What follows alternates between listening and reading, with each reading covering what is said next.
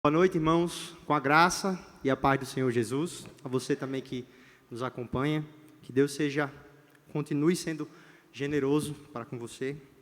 E eu peço que você abra a sua Bíblia na primeira carta de Paulo aos Tessalonicenses, capítulo 4.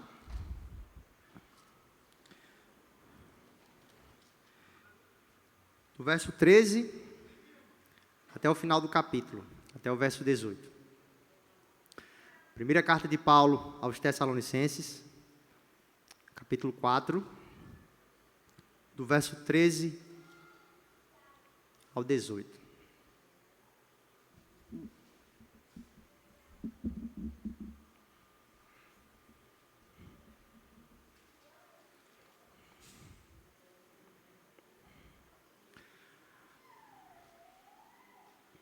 Amém? Primeira carta de Paulo aos Tessalonicenses, capítulo 4, verso 13 ao 18. Diz assim a Santa Escritura: Não queremos, porém, irmãos, que sejais ignorantes com respeito aos que dormem, para não vos entristecerdes como os demais que não têm esperança. Pois se cremos que Jesus morreu e ressuscitou, assim também Deus, mediante Jesus, trará em sua companhia os que dormem. Ora, ainda vos declaramos por palavra do Senhor isto: nós, os vivos, os que ficarmos até a vinda do Senhor, de modo algum precederemos os que dormem. Porquanto o Senhor mesmo, dada a sua palavra de ordem, ouvida a voz do arcanjo e ressoada a trombeta de Deus, descerá dos céus, e os mortos em Cristo ressuscitarão primeiro. Depois nós, os vivos, os que ficarmos, seremos arrebatados, juntamente com eles, entre nuvens, para o encontro do Senhor nos ares, e assim estaremos para sempre com o Senhor. Consolai-vos, pois, uns aos outros, com estas palavras. Vamos orar mais uma vez? Senhor, eu suplico a Ti, através de Cristo e dos seus méritos, que eu possa ser fiel à exposição da Escritura e que o Senhor aplique da forma que o Senhor quer aplicar para os meus irmãos presentes, para aquelas pessoas que estão vendo essa mensagem, talvez num futuro ainda, mas que o Senhor controla todas as coisas. Que o Senhor seja exaltado, que possamos contemplar as maravilhas da Tua lei e saiamos daqui amando mais o Senhor, odiando mais o nosso pecado e ansiando pela vinda do Senhor em glória. É assim que oramos em Cristo Jesus. Amém. Meus irmãos, nós estamos aqui diante de um texto extremamente importante da Escritura, sobretudo no que diz respeito à segunda vinda de Cristo. Nós que viemos estudando essa carta há um tempo, nós vimos que a carta de Paulo aos Tessalonicenses, tanto a primeira quanto a segunda carta, fala como nenhuma outra carta do Novo Testamento sobre a segunda vinda de Cristo, sobre o anticristo, sobre esses eventos que vão ocorrer no futuro. E esse texto em particular é muito importante, é um texto-chave para que a gente possa entender. E glória a Deus, graças a Deus, porque houve esse questionamento na igreja de Tessalônica e isso ficou registrado para nós aqui. Graças a Deus por isso. Porque esse texto ele traz consolo para a nossa vida. Nós que fomos alcançados, esse texto traz consolo, esperança, expectativa. E eu não sei você, mas ao ler esse texto, eu tento imaginar como vai ser aquele dia. E isso enche o meu coração de esperança em meio a qualquer outra circunstância que porventura eu venha estar passando. Porque eu lembro que isso aqui não é um conto de fadas, isso aqui não é um filme ou uma série que você assiste no Netflix, que você fica feliz e imaginando viver aquela história. Isso aqui é a pura realidade que vai acontecer com os filhos de Deus. Agora, esse texto também traz uma reflexão profunda para você que ainda não se entregou de fato a Deus e foi convertido a Cristo Jesus. porque isso vai acontecer. Se aqueles que morreram em Cristo vão ressuscitar para a vida, você, que até esse momento não se arrependeu dos seus pecados e creu em Cristo Jesus, pode ter certeza que sem Cristo, a parte dos méritos de Cristo, você vai morrer, vai ressuscitar para uma morte eterna. E não sou eu que estou dizendo isso, a Escritura fala. Então, se por um lado existe consolo, alegria, expectativa, por um outro lado, existe uma reflexão profunda sobre as nossas vidas. Talvez você esteja preocupado com o seu futuro, com alguma outra questão, mas nós estamos falando de algo que é muito maior do que qualquer coisa que você está buscando, ou qualquer expectativa do futuro.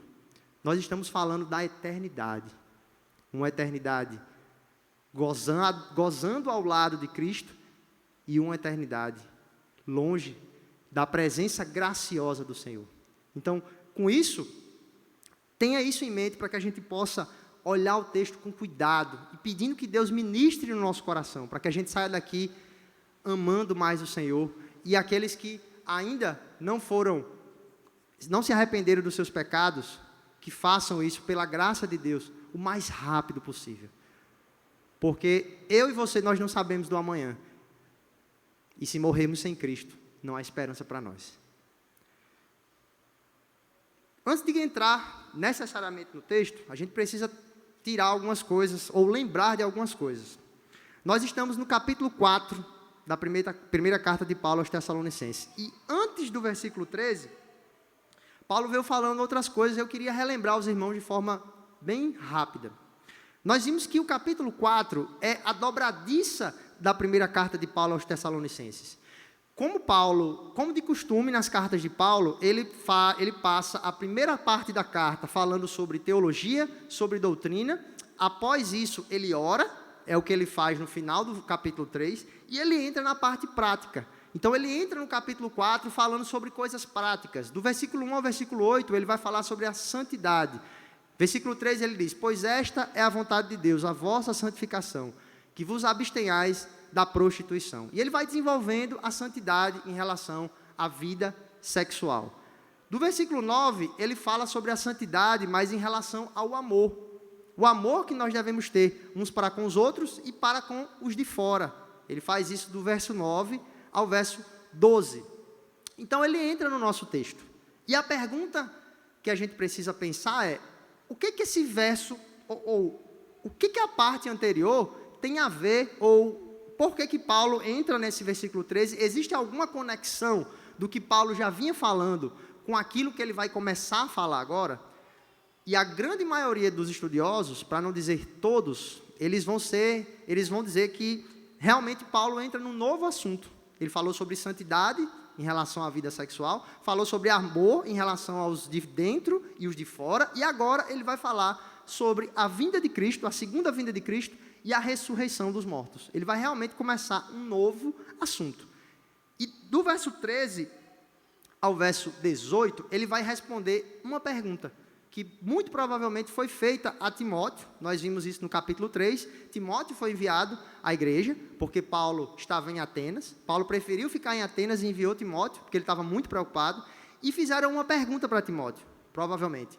E a pergunta foi o seguinte: Timóteo, as pessoas que morreram com Cristo, o que vai acontecer com elas? Elas vão ressuscitar? Outra coisa que provavelmente perguntaram: essas pessoas que morreram, os vivos, os que estiverem vivos quando Cristo voltar, vão ter alguma vantagem em relação aos mortos? Essa foi provavelmente um segundo questionamento. E a terceira pergunta que provavelmente fizeram foi: Timóteo, pergunta para Paulo, quando é que isso vai acontecer? Quando é que Cristo vai voltar? Existe alguma coisa que a gente possa nos guiar para saber quando é que ele vai voltar? Porque a gente está com medo de ser pego de surpresa. Como é que é isso? Então, provavelmente, Paulo recebeu essas perguntas de Timóteo e escreve do verso 13 ao 18 do capítulo 4 até o capítulo 5, verso 11, respondendo essas três perguntas. E a pergunta que nós vamos ver aqui, ou a resposta a essa pergunta, que é o verso 13 ao 18, é: o que vai acontecer com os mortos que morreram em Cristo? Eles vão ressuscitar? Vai haver alguma vantagem? Estar vivo ou estar morto? Tem alguma diferença? E é isso que Paulo vai responder agora. E outra coisa a gente precisa levar em consideração, antes de entrar no texto, é: por que eles fizeram essa pergunta? Por que os Tessalonicenses questionaram a Timóteo sobre isso? Para falar a Paulo. E existem provavelmente duas linhas de pensamento sobre isso. A primeira é que eles perguntaram isso a Paulo porque Paulo não explicou ou não deu detalhes sobre a segunda vinda de Cristo no tempo que ele ficou em Tessalônica. E se a gente lembrar lá em Atos 17, a gente vê que Paulo ficou lá mais ou menos 3 semanas, talvez um pouco mais, mas ele saiu fugido por causa de uma perseguição. Então, pode ser, alguns creem que esse questionamento foi levantado por causa disso. Paulo ficou lá, mas ele não deu detalhes sobre a segunda vinda de Jesus. Outra possibilidade do porquê eles fazem esse questionamento é que Paulo explicou sim sobre a vinda de Cristo, só que eles não entenderam bem. Ou eles, como a gente faz às vezes, a gente balança a cabeça, mas na hora que o caldo arrocha, a gente esquece, na prática. Pode ter sido isso, e eu sou mais afeito a essa possibilidade, porque isso acontece conosco. Isso acontece conosco. Talvez, alguns comentaristas dizem o seguinte: olha, talvez alguns irmãos morreram em Cristo lá, e eles começaram a ficar preocupados. Fulano morreu, e agora? Será que eles vão ressuscitar? Como é que vai ser? Será que vai ter alguma diferença entre se Cristo voltar agora, eles já morreram? Como é que vai ser? E a tribulação levou esses irmãos a questionar isso, a querer saber, a perguntar isso a Paulo. Mas de qualquer forma, como eu disse no início, foi uma bênção esse questionamento, porque a gente tem essa preciosa pérola falando sobre a vinda de Cristo e sobre a ressurreição dos mortos. Tendo isso como pano de fundo, vamos começar no texto. Capítulo 4, versículo 13. Paulo começa assim: não queremos, porém, irmãos, que sejais ignorantes com respeito aos que dormem, para não vos entristecerdes como os demais que não têm esperança.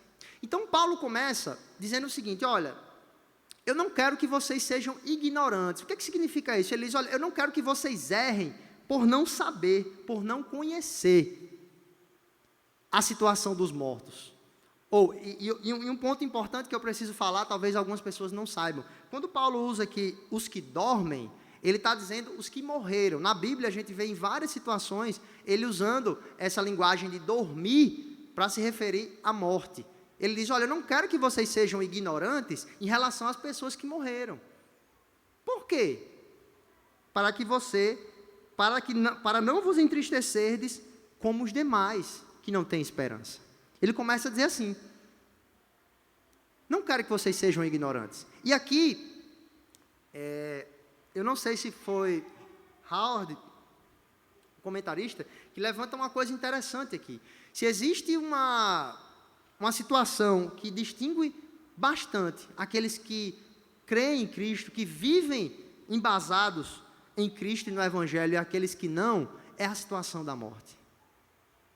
Se existe uma coisa que difere o crente daquele que de fato ainda não creu em Cristo, é o pensamento em relação a isso. Eu não sei se vocês já passaram por essa situação, mas às vezes eu converso com pessoas e é uma excelente situação para que a gente possa pregar o Evangelho. Às vezes, quando a gente está num velório ou fala de pessoas que morrem, as pessoas, elas parecem que dão uma balançada, sabe? E elas olham assim e dizem: realmente as pessoas não vivem para sempre. E elas param, sabe? Elas param para refletir. Mas em várias situações eu falando sobre isso, uma em particular, eu falando com uma pessoa do trabalho, e eu começando a falar, só que eu fui começando a falar exatamente o que a Escritura nos diz, a alegria, não da morte em si, a gente não se alegra na morte em si, mas o fato de morar eternamente com Cristo. E a outra pessoa, ela foi começando a querer mudar de assunto, como se fosse sufocando aquilo ali, porque ela não quer pensar naquilo, porque ela não tem convicção daquilo que vai acontecer. E ela se entristece. E é interessante a gente olhar aqui para o texto, que quando Paulo diz que os irmãos não sejam ignorantes, para não vos entristecerdes, esse entristecer aqui, meu irmão, não é um entristecer da gente sentir aquela tristeza quando um ente querido nosso morre. Não é errado e não é pecado chorarmos por pessoas que morrem. O ponto aqui não é esse. Esse entristecer aqui é aquela ideia de dizer, e agora, o que eu vou fazer da minha vida? O que eu faço agora? Fulano de tal morreu, meu filho, minha mãe, meu pai. A ideia de Paulo é dizer, olha, eu não quero que vocês sejam ignorantes em relação aos que morreram, para que vocês não tenham esse entristecimento, essa dor excessiva e constante, como aqueles que não conhecem a Cristo. Lembre que o texto aqui está falando de crentes, tá? A gente está falando de crentes. Paulo diz, eu não quero que vocês sejam como eles, porque, de fato, o ímpio, ele se entristece e ele não vê esperança. Você imagina, meus irmãos, você que já nasceu de novo, a gente não tem como retroceder e pensar como nós pensávamos antes. Mas você imagina você ter alguém da sua família, alguém muito próximo a você, e aquela pessoa morre, sei lá, às vezes do nada, de um acidente. Você imagina, você que não tem convicção daquilo, da vida pós-vir, da eternidade em Cristo, você imagina a angústia de uma pessoa dessa? Só que nós não somos assim, ou não deveríamos ser assim, porque nós cremos em Cristo e sabemos que nós seremos ressuscitados, porque Ele foi ressuscitado. E é exatamente esse o argumento de Paulo no versículo seguinte. Não se entristeçam, versículo 13. Eu não quero que vocês sejam ignorantes em relação às pessoas que morreram, para que vocês não se entristeçam como eles. Sabe por quê? Aí ele entra no versículo 14. Olha só o argumento de Paulo. Olha só como é que Paulo vai argumentar. Pois, versículo 14. Se cremos que Jesus morreu e ressuscitou, assim também Deus, mediante Jesus, trará em sua companhia os que dormem. Esse é o argumento de Paulo. Eu não quero que vocês se entristeçam como os demais. Não quero que vocês sejam ignorantes em relação à morte. A morte daquelas pessoas que morreram com Cristo. Para que vocês não se entristeçam. Sabe por quê? Porque assim, se nós cremos, e aqui é interessante, o texto diz, talvez na sua versão diga, como a Ara, diz assim, pois se cremos, essa condicional. Na verdade, no grego, a ideia aqui é, visto que nós cremos, que Jesus morreu e ressuscitou, assim também Deus, mediante Jesus, trará em sua companhia os que dormem. A gente precisa parar um pouquinho para poder entender isso aqui. O raciocínio dele, olha, preste atenção. Sabe por que eles não vão permanecer? Eu não quero que vocês sejam ignorantes, porque da mesma forma como Jesus morreu e foi ressuscitado, e Hendrickson fala sobre isso, se eu não me engano, um comentarista, que apesar de Paulo não ter colocado assim, pois se cremos que Jesus morreu e foi ressuscitado por Deus, o que está implícito aqui no texto é, assim como Jesus morreu e foi ressuscitado por Deus, do mesmo jeito, aqueles que morreram em Cristo vão ser ressuscitados. Não é uma esperança tola, uma esperança vaga. Da mesma forma que Deus ressuscitou a Cristo, nós que morremos em Cristo seremos ressuscitados. Nós não ficaremos na sepultura. Esse é o argumento de Paulo. E outra coisa interessante que a gente tem que pensar nesse texto, e que me intrigou, eu confesso aos irmãos, por semanas, meditando sobre esse texto. Ele diz assim, pois se cremos que Jesus morreu e ressuscitou, assim também Deus, da mesma forma que Deus, mediante Jesus, ou seja, da mesma forma que Jesus morreu e foi ressuscitado por Deus, assim também Deus, mediante Jesus, trará em sua companhia os que dormem. Aí a pergunta é, o que significa esse trará em sua companhia? Eu fiquei intrigado com isso aqui. Vamos lá, vamos entender o que ele está dizendo. Da mesma forma, pois se cremos que Jesus morreu e ressuscitou, assim também Deus trará em sua companhia os que dormem. Então, nós, os que morremos em Cristo, da mesma forma que Cristo morreu e foi ressuscitado, nós seremos ressuscitados. Agora, como será esse trazer em sua companhia os que dormem? E existem duas linhas aqui de interpretação para isso aqui. Uma, se eu não me engano, não sei se é de Barclay, enfim, é de um comentarista que ele interpreta da seguinte forma. A ideia aqui é que, da mesma forma que Jesus morreu e foi ressuscitado, os que morreram em Cristo, a partir do momento que Deus, e o próprio texto vai falar logo mais, que Deus dê a sua voz de ordem para que essas pessoas ressuscitem, os seus espíritos o seu corpo, o seu espírito vão ser unidos novamente e eles vão estar na presença de Jesus, eles vão se encontrar com Jesus. Quando o texto diz assim, em sua companhia, é como se Paulo estivesse dizendo assim, para a sua companhia.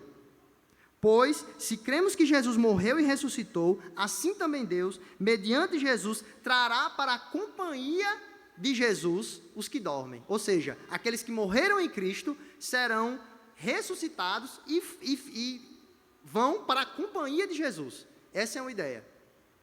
E a outra ideia é que a ideia... Deixa eu tentar explicar aqui da melhor forma possível para os irmãos. Assim como Deus ressuscitou a Jesus, Jesus morreu e ressuscitou, essa ideia de trará em sua companhia é a ideia de Jesus estar no céu, e assim que a ordem for dada para a ressurreição dos mortos, o espírito daqueles que estão com Jesus no céu vão vir com ele em glória, num piscar de olhos, e vão juntar com seus corpos ressurretos e glorificados para o encontro do Senhor nos ares. Essa é a segunda visão. Essa ideia de que esses espíritos vêm dos que morreram com Cristo, vão vir com ele do céu. E um texto na própria carta aos Tessalonicenses que dá essa ideia é o capítulo 3. Olha aí comigo, meus irmãos, capítulo 3, versículo 13. Aqui é a parte final, a primeira parte, o final da grande primeira parte da carta, que Paulo ora, né? E no finalzinho, versículo 13, ele diz o seguinte: a fim de que seja o vosso coração confirmado em santidade, isento de culpa, na presença de nosso Deus e Pai, na vinda de nosso Senhor Jesus, com todos os seus santos. A ideia é que Jesus vem do céu, com os santos, com o Espírito dos santos, com a alma deles, então eles vão, esse corpo e esse espírito vão ser encontrados, isso vai ser restaurado, isso vai ser num piscar de olhos, e eles vão encontrar com Deus. Como isso vai ser exatamente com os detalhes, a gente não sabe. E onde a Escritura se cala, a gente se cala também. Mas o ponto aqui, que tem que ficar para nós, é que o argumento de Paulo para que nós não nos entristeçamos com a morte, ou com aqueles que morreram com Cristo, é que eles não vão ficar na sepultura, porque Deus não deixou Jesus na sepultura, Deus ressuscitou a Jesus, e da mesma forma como Deus ressuscitou a Jesus, Deus vai ressuscitar aqueles que morreram em Cristo. Talvez esse não seja um questionamento seu, você que está me ouvindo, ou de alguém aqui, mas talvez alguém tenha perdido um ente querido, talvez um filho, talvez um marido, um irmão, e apesar de ser crente, tem dúvidas disso. Será que isso vai acontecer mesmo? Ou será que isso é história? E o que a Escritura nos diz, e o que Paulo fala aqui, é que da mesma forma que Deus ressuscitou a Cristo, se nós que morremos em Cristo, seremos ressuscitados. Nós não ficaremos na sepultura. Essa é a primeira resposta que Paulo dá. O que vai acontecer com eles? Eles vão ressuscitar? Os mortos vão ressuscitar? Paulo diz, vão ressuscitar. Porque Deus não deixou Cristo na sepultura, Ele ressuscitou. Aí agora a pergunta que Paulo vai responder é, ok, eles vão ressuscitar, mas existe uma diferença entre aqueles que estiverem vivos quando Cristo voltar e os que já morreram? Existe alguma vantagem em estar vivo? Sendo mais claro, se Jesus voltasse agora, agora fosse o arrebatamento, alguém que morreu ontem, nós que estamos vivos agora, que seremos arrebatados, teremos alguma vantagem em relação àquele que morreu ontem? Essa era a pergunta. E aí é onde Paulo vai responder agora. Versículo 15. Ora, ainda vos declaramos, por palavra do Senhor, isto. E aqui é uma discussão. Que palavra do Senhor foi esta? Paulo recebeu isso, essa revelação, ou essa explicação, do próprio Jesus, apareceu a Paulo, ou isso é uma aplicação, digamos assim, do que Jesus falou em Mateus 24, por exemplo. E os estudiosos, eles se dividem. Paulo diz, olha, ainda vos declaramos por palavra do Senhor, não é dele, é do Senhor. Aí ele vai dizer, isto, nós, os vivos, os que ficarmos até a vinda do Senhor, de modo algum precederemos os que dormem. Aí a gente vai pensar um pouquinho sobre isso aqui. Primeira coisa, Paulo diz, vos declaramos por palavra do Senhor. Eu não vou entrar nesse mérito aqui de como foi essa palavra. Se Paulo recebeu de forma direta de Cristo, se ele usou o ensinamento de Jesus e embasado nisso falou. Eu não vou entrar nesse mérito aqui. Mas ele diz, nós, os vivos, e a pergunta é, será que Paulo tinha convicção que ele ficaria vivo até a vinda de Cristo? Alguns críticos da Escritura vão dizer que, olha como a Bíblia está errada. Paulo tinha convicção que ia estar vivo quando Jesus voltasse. Essa seria uma forma de interpretar isso aqui. Só que a grande maioria dos exegetas aqui, dos estudiosos, entendem e acham extremamente normal o que Paulo está dizendo aqui, porque a igreja do primeiro século, ela vivia baseada nisso, que Jesus poderia voltar a qualquer momento. Por isso que Paulo diz, olha, ainda vos declaramos isso por palavra do Senhor, nós, os vivos, os que ficarmos até a vinda do Senhor, ou seja, ele está dizendo, olha, eu estou vivo agora, se Jesus voltar agora, nós, os que estivermos vivos. Isso era uma realidade para eles. E aqui, a gente precisa parar um pouco para refletir sobre isso. Porque algo que veio muito forte ao meu coração, meditando, decorando e estudando essa passagem, foi, esse texto não deve só mudar ou encher o nosso coração de esperança em relação à vinda de Cristo. Preste muita atenção nisso. Esse texto não deve somente falar para nós sobre a vida pós-vida. Ele fala, de fato, mas uma aplicação séria para a nossa vida é que deve mudar também a forma como nós vivemos. Não só a forma como nós esperamos a vinda de Cristo. Porque se isso tudo aqui é verdade, e nós cremos com toda a nossa força que isso aqui é verdade, meu irmão, se você e eu, se nós vivemos baseados nisso aqui, nessa realidade, meu irmão, a gente ia deixar de fazer tanta coisa. A gente ia deixar de perder tanto tempo com besteira. Talvez com picuinha. Talvez fazendo coisas ou pensando coisas. Meu irmão, a gente não vai ficar aqui para sempre. A gente vai morrer ou Cristo vai voltar e a gente vai viver eternamente com Ele. Vocês entendem que não é simplesmente essa visão. Eu não queria que vocês saíssem daqui, nossa, realmente Cristo vai voltar, é um consolo. Mas agora, o que se implica na sua vida hoje?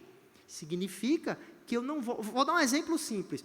Se existe alguém na minha vida, ou no meu convívio, que eu preciso restaurar a amizade, ou sei lá, o convívio com essa pessoa, se os dois são crentes, principalmente, trazendo esse exemplo, meu irmão, vocês vão morar no mesmo céu e na nova terra.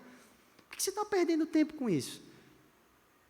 Eu sei que existem várias questões complexas em relação a cada situação, mas o que eu estou dizendo a você é que se de fato nós vivêssemos embasados nisso, que isso realmente vai acontecer, você entende que a nossa postura diária seria diferente?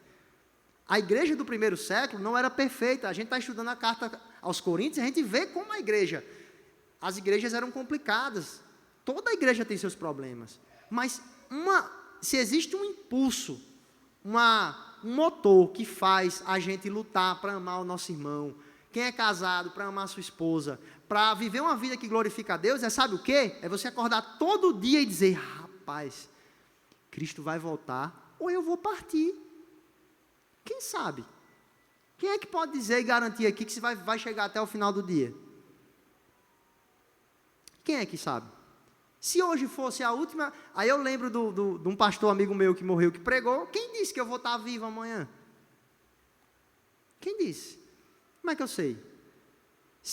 Um exemplo, se eu fosse morrer amanhã, por que eu perderia tempo fazendo coisas?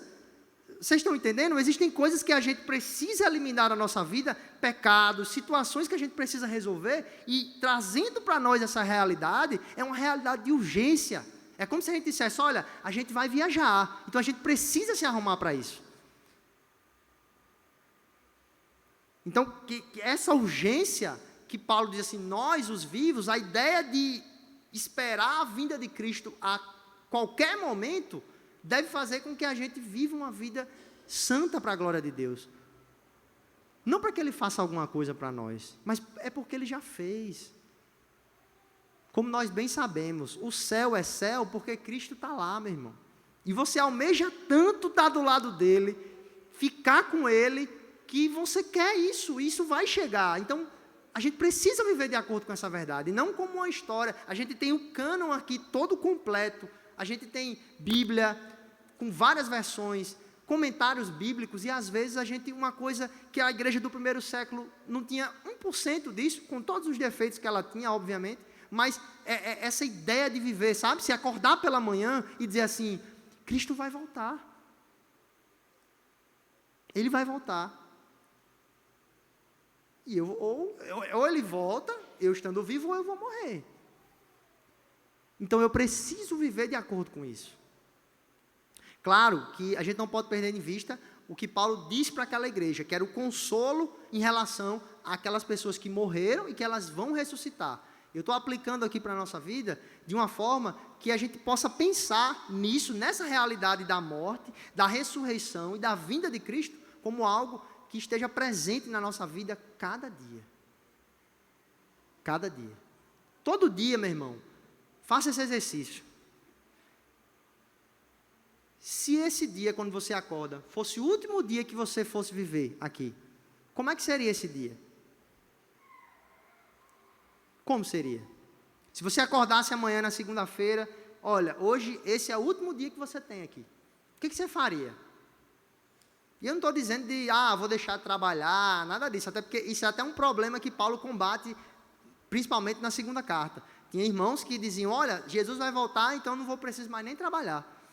Esse aqui não é esse o ponto, mas a ideia é de você viver, fazer aquilo que você tem que fazer com essa expectativa, de que Cristo vai voltar, de que os mortos de fato vão ser ressuscitados, e que a gente vai morar eternamente com Ele.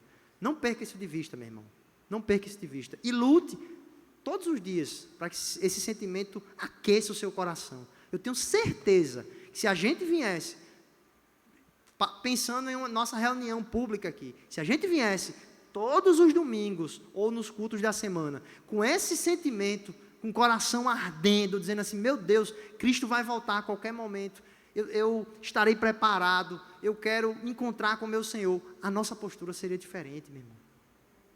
A minha postura seria diferente, a sua postura seria diferente. Eu tenho certeza que você ia se esforçar mais ainda para aturar aquela pessoa, ou você ia se esforçar mais ainda para fazer aquilo que você sabe que tem que fazer, para viver uma vida santa, porque você tinha convicção disso. Vamos continuar o texto aqui. Paulo diz assim, final do versículo 15, isto, nós os vivos, início do versículo, ora, ainda vos declaramos por palavra do Senhor, isto, nós os vivos, os que ficarmos até a vinda do Senhor, de modo algum precederemos os que dormem. Aqui Paulo vai responder o questionamento da igreja. Eles diziam, olha, existe alguma vantagem entre estar vivo, quando Cristo voltar, e estar na sepultura, ter morrido? Aí Paulo diz, de modo algum, aqueles que estão vivos vão preceder os que dormem. E aqui a gente tem que entender o seguinte, essa palavra preceder aqui no grego, ela não significa só alguém que vem antes, preceder. A ideia aqui de preceder é ter vantagem sobre outra pessoa. Ou seja, de maneira alguma, os vivos vão ter alguma vantagem em relação às pessoas que morreram com Cristo. Os dois vão encontrar com o Senhor e não vai ter algum benefício a mais. Talvez para nós seja algo, isso é muito tranquilo, a gente já sabe na teoria, mas existia esse questionamento para eles. Se a gente morrer, e aí a gente não vai se encontrar com Cristo, não? Vai ter alguma diferença? Esse era o questionamento deles. E Paulo diz, de modo algum. Aí ele entra no versículo 16, que é um versículo que a gente imagina, eu pelo menos, ao ler esse versículo, eu tento imaginar a cena, na minha mente finita, na minha mente pecadora, mas eu tento imaginar essa cena. Aí ele vai detalhar esse momento. Versículo 16.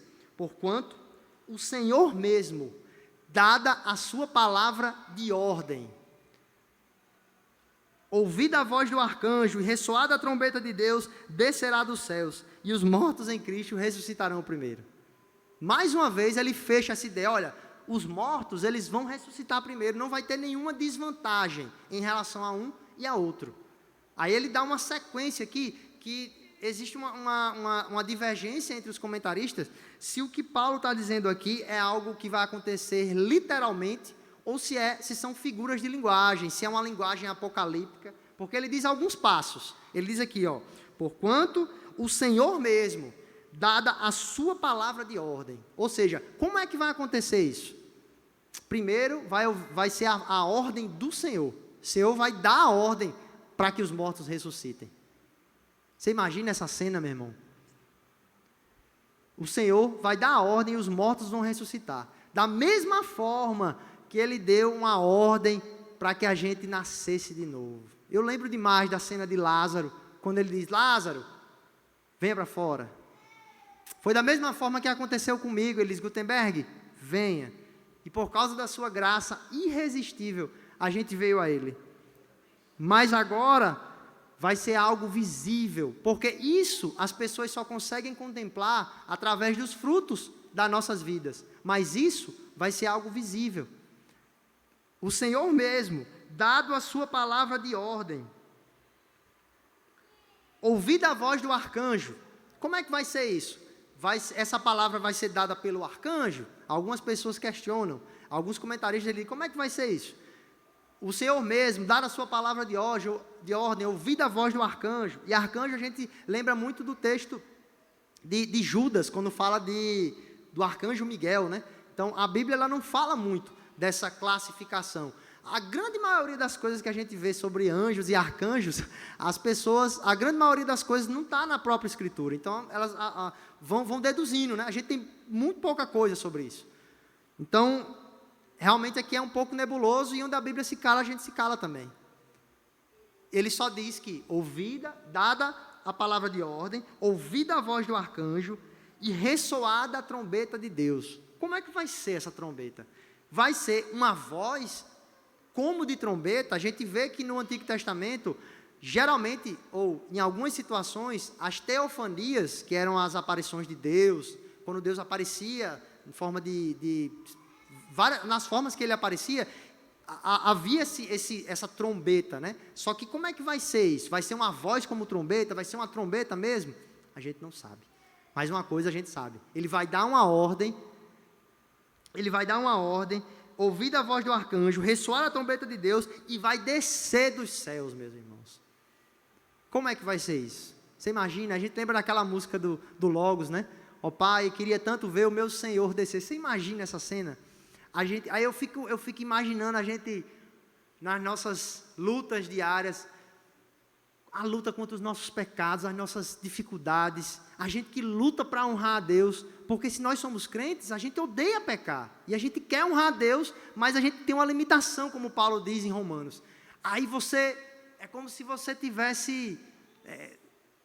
Eu lembro muito do meu filho, quando chega na escola, quando eu vou pegar ele na escola, e às vezes ele está chorando, sabe? Chorando, quando ele me vê, aí abre o sorriso e sai correndo, sabe? Para mim, aí eu fico imaginando, é como se a gente está naquela luta que a gente vive diariamente, aí a gente vê o Senhor descer dos céus, é como se a gente dissesse, chegou a hora, chegou o momento. em que nós estaremos com Ele para sempre. Que momento glorioso, meus irmãos. Graças a Deus, porque esse texto está na Escritura e nós podemos acordar todas as manhãs e ter convicção disso, de que Ele vai voltar, de que nós reinaremos com Ele. E nós que queremos amar a Deus, honrar a Deus acima de tudo, e nós vemos essa limitação na nossa carne, imaginamos quando isso será retirado de nós, e quando a gente de fato vai honrar a Deus com todo o nosso coração, e amar nossos irmãos, como nós amamos a nós mesmos. E ele termina o versículo dizendo: descerá dos céus, e os mortos em Cristo ressuscitarão primeiro. Aí ele terminou essa parte, dessa resposta. Olha, os mortos em Cristo, eles vão ressuscitar sim, eles não vão ter nenhuma desvantagem em relação àqueles que estão vivos, de maneira alguma, eles vão inclusive ressuscitar primeiro. Mas os vivos, como é que vai ser os vivos? O que vai acontecer com aquelas pessoas que estiverem vivas? E ele diz no versículo 17, depois, e essa palavra depois significa logo após, não é um minuto depois, um segundo depois, é logo após, é instantâneo isso aqui.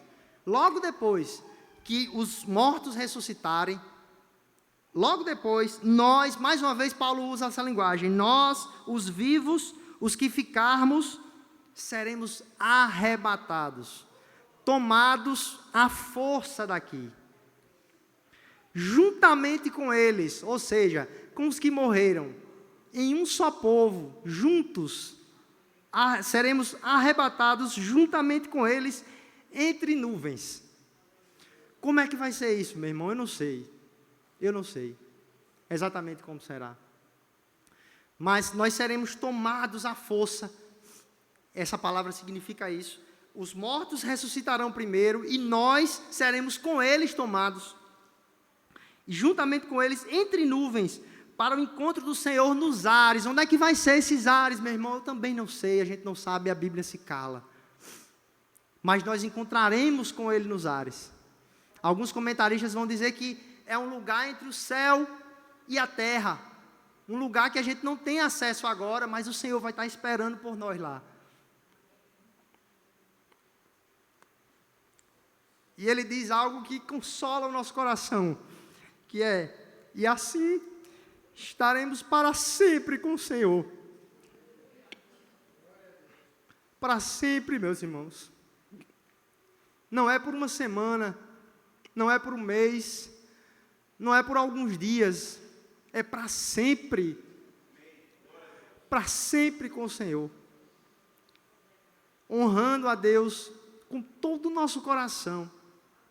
Amando aquelas pessoas que às vezes aqui a gente não consegue amar, mas que vão estar lá conosco se morrerem com Cristo, ou se de fato foram convertidas a Deus. Lá a gente vai conseguir de fato se amar com todo o nosso coração. Você consegue imaginar como é que vai ser isso? Como é que eu vou conseguir olhar para você sem nenhum sentimento de pecado, sem nenhuma vanglória no meu coração, sem nada, só amor? Você imagina, meus irmãos? Porque nós que somos cristãos, isso é uma trave, isso é uma pedra no nosso sapato, porque nós queremos amar a Deus acima de todas as coisas, e nós queremos amar os nossos irmãos.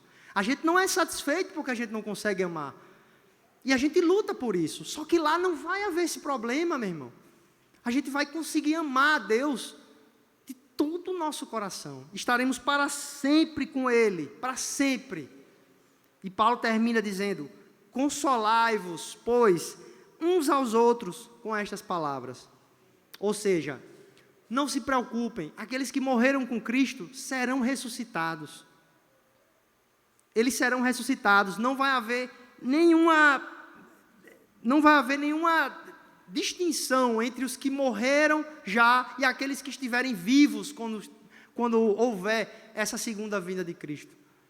Todos serão arrebatados, quando aquela grande voz e aquela trombeta for soada, meus irmãos, todo mundo vai ouvir, e nós tem até uma cena, algumas animações no YouTube, que ele fala sobre, ele mostra essa vinda, é como se nós que estávamos esperando, é como se a gente dissesse, meu Deus, eu não aguentava mais esperar. Ainda bem que o Senhor voltou logo. Vem, Senhor, é como se a gente tivesse assim, eu não quero mais viver aqui, eu apesar de querer estar aqui, de fazer aquilo que eu tenho que fazer enquanto estou vivo, como Paulo diz, estar com o Senhor é incomparavelmente melhor. Incomparavelmente melhor. Não tem comparação, meus irmãos. E isso, como eu falei no início, deve trazer uma aplicação muito séria para nós, que é, ok, sejamos consolados em relação àquelas pessoas que morreram, seremos arrebatados, mas a nossa vida deve ser pautada por isso. Isso vai acontecer. Então, se isso vai acontecer, se isso é verdade, então o que Paulo falou anteriormente, quando ele diz, pois esta é a vontade de Deus, a vossa santificação. Vivam para a glória de Deus. Abandonem seus pecados. Porque o que vai ser o céu, ou o novo céu e a nova terra, se não eu achei muito interessante essa ideia que um comentarista trouxe, que é como se fosse o nosso relacionamento com Deus aqui, está em um estágio. Nós temos um relacionamento em Cristo, nós somos posicionalmente filhos de Deus por causa dos méritos de Jesus, ok, mas existe um relacionamento diário que nós temos com Ele. O que vai ser esse novo céu, essa nova terra, esse viver eternamente com Deus, se não vários passos acima nesse relacionamento? Se nós amamos a Deus de alguma forma aqui, nós vamos amá-lo com tudo que há em nós. Nós não conseguimos contemplar, o nosso coração, ele não se derrete pela grandeza de Deus da forma que deveria se derreter. A gente não acorda todos os dias de joelho dizendo, Senhor, muito obrigado por tudo que o Senhor fez. Por quê? Porque nós somos pecadores e a gente não consegue contemplar a grandeza de Deus. Em alguns momentos, você consegue, você chora, nossa, como Deus é tremendo. Mas em muitos outros, você é frio por causa dos seus pecados, por mais que você tente. Mas lá não haverá isso. E que isso console o nosso coração. E para você, meu querido, talvez que esteja aqui, ou que está nos assistindo, talvez eu nem sei quando você está vendo esse vídeo. Que Deus possa converter seu coração, pela misericórdia dEle. Porque tudo que eu falei aqui, diz respeito àqueles que morreram com Cristo. Se você não tem, se os méritos de Cristo não estão na sua vida, meus irmãos, ou, melhor dizendo, se os méritos de Cristo não estão na sua vida, meu querido amigo, você está perdido. Não tem saída para você. Toda essa alegria que eu descrevi aqui, pode pensar no extremo oposto. Mas ainda há esperança. Deus pode transformar o seu coração. Então, se ajoelhe, onde você estiver aí, peça a Deus, clame a Deus para que haja arrependimento na sua vida, para que você possa participar desse momento, para que Deus possa fazer de você uma nova criatura. Que Deus nos abençoe, meus irmãos. Amém.